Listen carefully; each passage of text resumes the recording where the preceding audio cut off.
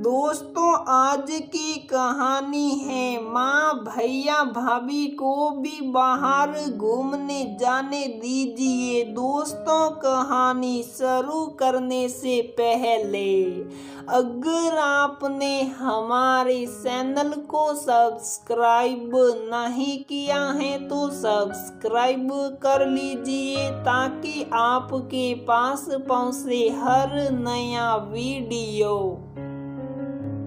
राधिका ठाकुर परिवार की सुघड़ और संस्कारी बहू। घर का हर सदस्य राधिका पर आश्रित था। कहने का तात्पर्य ये है कि राधिका के बिना किसी का काम नहीं चलता था।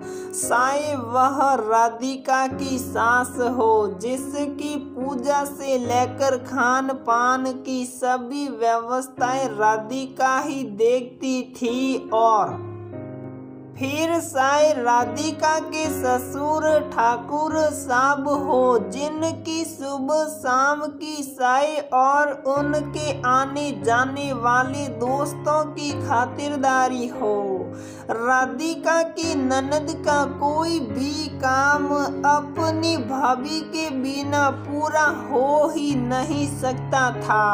वह कॉलेज में डिबेट प्रतियोगिता हो या किसी शादी पार्टी में जाने के लिए कपड़ों के सहन की बात हो, राधिका के लाडले देवर की बात ही अलग थी। उन्हें जब तक राधिका उठाई नहीं, वह कुंभकर्ण की तरह सोते ही रहते थे। घर में नौकर चाकर की कोई कमी नहीं थी, लेकिन मजाल है कि बिना राधिका से पूछ कोई दाल में तड़का लगा दे। ऐसा नहीं था कि सभी राधिका से डरते थे या उन पर हुकूमत करना चाहते थे। वह तो राधिका के प्यार को अपने पास महसूस करना चाहते थे। राधिका सभी का बहुत ध्यान रखती थी। उनकी छोटी छोटी बातों को पूरा करके उसे खुशी मिलती थी। राधिका के दिल में सभी के लिए प्यार का सागर हिलोरे लेता रहता था।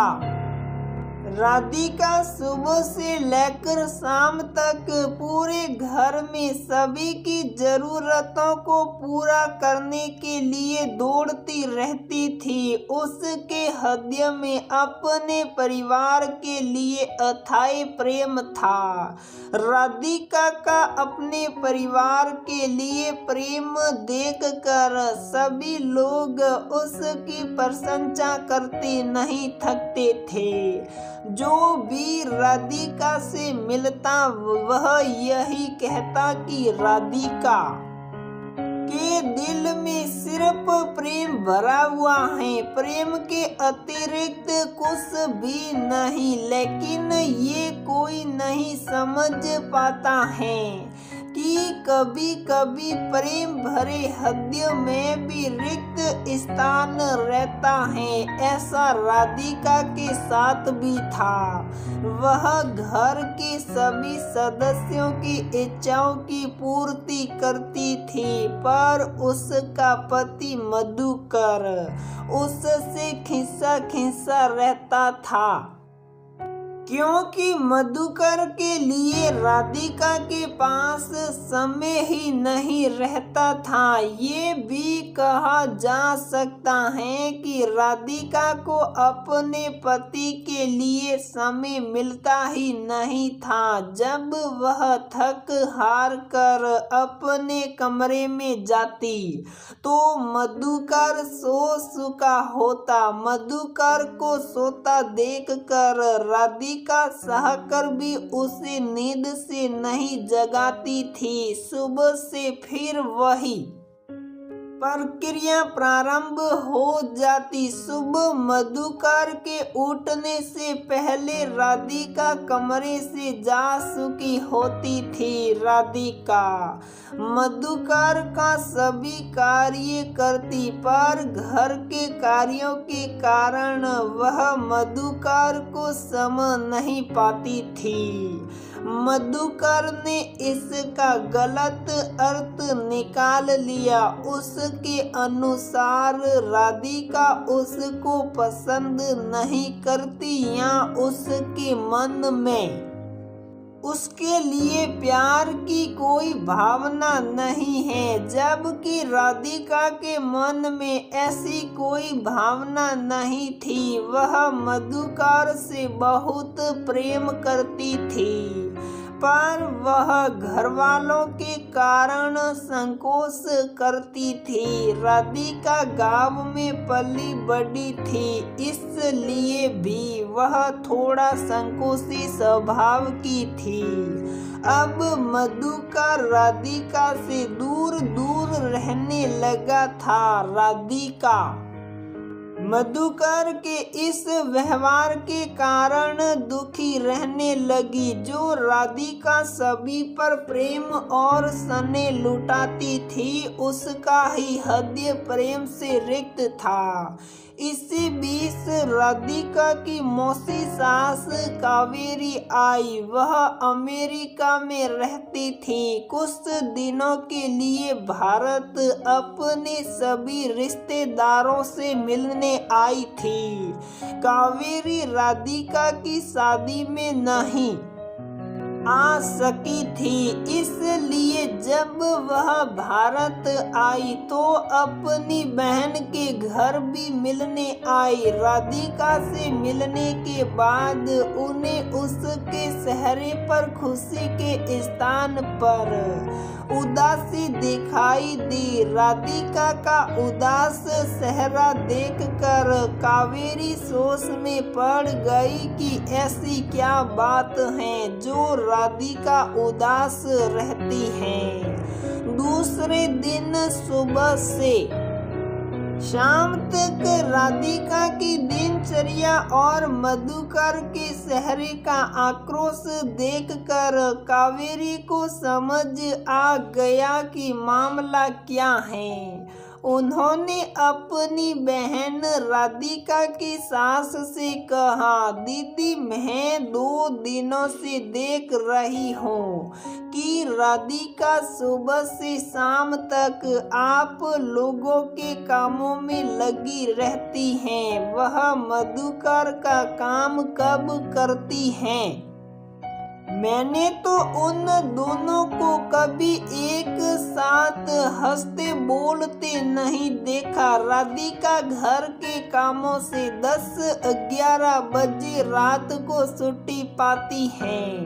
थोड़ा बहुत काम तो आप और निशा भी कर सकती हैं, जिससे राधिका को थोड़ा समय मधुकर के साथ बिताने को मिल जाए। उन दोनों की अभी कुछ महीने पहले ही शादी हुई है। वह दोनों जितना एक दूसरे के साथ रहेंगे उनमें प्रेम बढ़ेगा। जब वह दोनों खुश रहेंगे तभी तो आप लोगों को खुशी मिलेगी। मैंने देखा है आप लोग दिन भर अपने कामों में राधिका को लगाए रहते हैं। आपने कभी ये सोचा है कि उसे मधुकर के साथ भी कुछ समय बिताना चाहिए? आप कैसी माँ हैं जो अपने ही बच्चों के मन में प्रेम के स्थान पर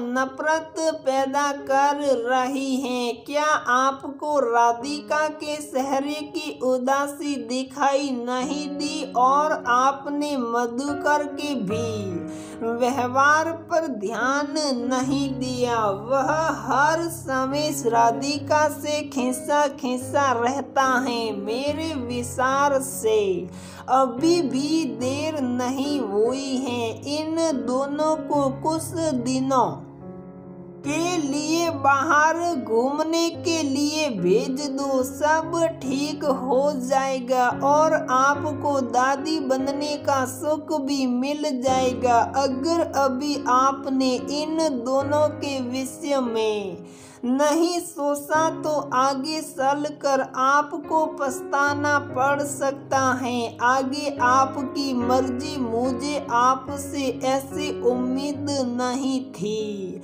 आप तो राधिका की सास बनकर रह गई, कभी उसकी माँ बन ही नहीं सकी। अगर आपने राधिका को अपनी बेटी समझा होता तो उसके चेहरे की उदासी आपसे छुपी नहीं रहती। जिस औरत के मन में सभी के लिए प्यार भरा हुआ है, उसी का हृदय अपने पति के प्यार से रिक्त है। ये कैसी विडंबना है, कावेरी ने गंभीर लहजे में कहा। कावेरी की बात सुनकर राधिका की सास के चेहरे पर अफसोस की परछाई दिखाई देने लगी। उन्होंने अपनी गलती मानते हुए कहा कि अब मैं अपनी इस गलती को सुधारने की कोशिश करूंगी, तुम मेरा साथ दो। कावेरी ने मुस्कुराते हुए अपनी बहन से कहा, चलो अच्छा हुआ कि मैं यहाँ आ गई, नहीं तो तुमने अपने ही हाथों अपने ही घर में आग लगाने का कार्यक्रम बना लिया था। कावेरी ने मधुकर और राधिका को बाहर भेजने का निर्णय कर लिया, जिससे राधिका के हृदय के रिक्त स्थान में मधुकर के प्रेम का सागर हिलोरे लेने लगे।